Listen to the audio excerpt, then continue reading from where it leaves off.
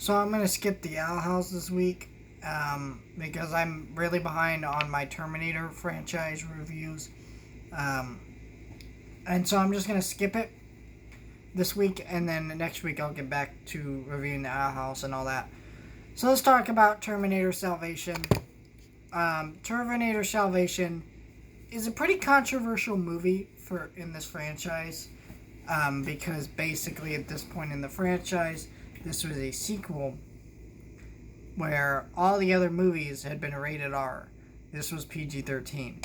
And that already caused a big uproar with fans, which I've never understood that, right? The rating isn't a reason something's bad. It does usually mean a sign that someone is not going to respect the franchise very well, but it's not usually a sign of the quality of the film.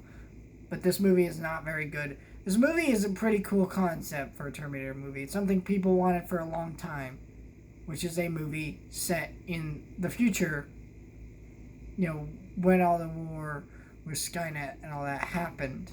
Like, we get to actually see that. That's cool. It just doesn't feel right. It feels very fan fiction-y. It feels very off. A lot of the performances and action are just very generic. It's a very forgettable movie. This movie is not very well paced. It's a movie that I would kind of watch and be like, yeah, that's a dumb, fun action movie, and then you forget about it. And that's what I think ruins this movie. It's just dumb nonsense, and I'm not a fan of this movie for that reason. I think this movie doesn't understand how cool this concept is, doesn't really do anything that interesting.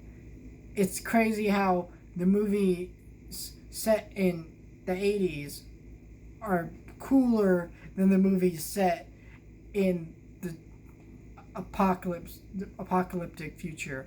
It's really strange. Not a very good movie. Yeah, but next we're talking about Terminator Genesis.